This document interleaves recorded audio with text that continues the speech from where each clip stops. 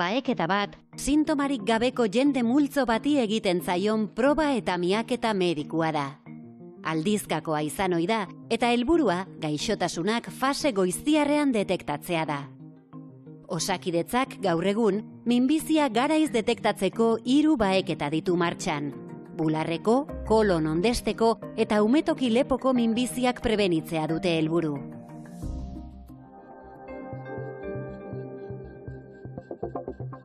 Iker Alba Deustu auzoko bizilaguna da.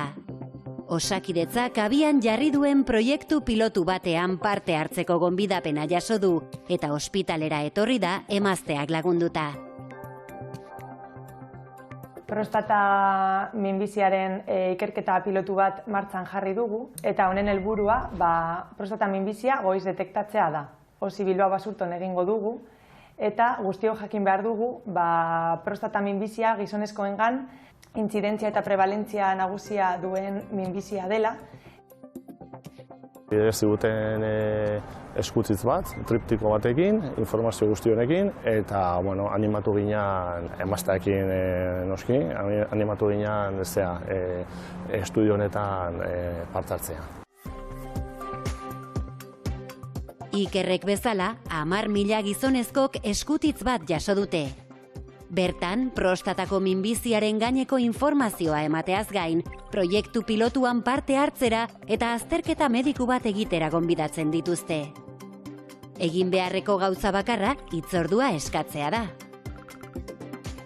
Deitzerakoan, lehenengo egunean, elkarrizketa bat izaten da pazientearekin. Eta bertan, minbiziarekin erlazionatutako datuak batzen dira eta odola ateratzen da. Odolean, PSA, prostata antigenoa neurtzeko. PSA-ren proban, prostatak sortutako proteina bat neurtzen da. Prostatako minbizia detektatzeko, diagnostikatzeko eta monitorizatzeko erabiltzen da. Ematen duen balioaren edo mailaren arabera, beste proba batzuk egingo dira. Emaitzak onak baldin badia, bihar bidaliko digute SMS batekin. 3tik gora baldin bada, ez diate deituko, bihar, deituko diate hurrengo astean, estudio honekin jarraitzeko. PSA maila altuak ez du esan nahi ezinbestean minbizia dagoenik. Beste afekzio batzuen ondorioa ere izan daiteke, adibidez, prostata handitua izatea edo infekzio bat. Beraz, informazio gehiago behar da emaitzak interpretatzeko. PSA-ren balioaren arabera, erresonantzia magnetikoa eta urologia espezialistarekin kontsulta egiten ditugu. Eta kontsulta horretan, pazientea eta frogen arabera, hurrengo pausuak ezarriko dira. Beharrezkoa ikusten badute, hurrengo pausua prostatako biopsia egitea litzateke. Erresonantzia magnetikoak proba hori egiteko modua aldatu du. Izan ere, gailu horrek prostataren irudi garbia ematen du. Lesioa non dagoen hobeto definitzen du, biopsia zuzenago eta zehatzagoa ahalbidetuz. Proba pilotu hau Europa mailako proiektu bat da eta emaitzak emateko jendearen, kasu honetan gizonezkoen parte hartzea behar da.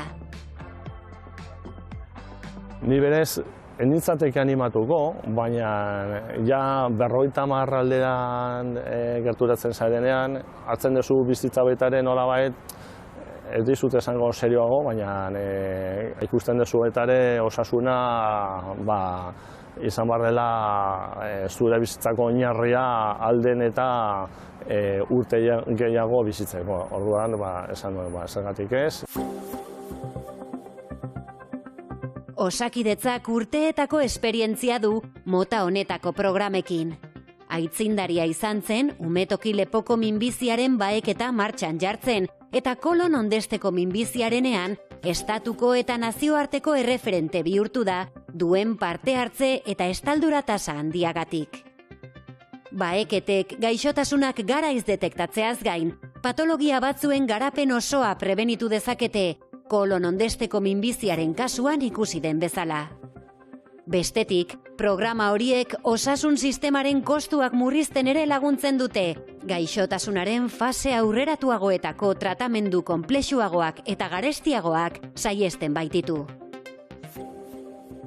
Proiektu pilotoa egiten dugu, jakiteko zein den prostata minbizia baeketa egiteko modurik onena eta jasangarria. Frogatuta dagoelako, detekzio goiztiarrak bizi kalitatea hobetzen duelako eta hilkortasun tasa ere murrizten duelako.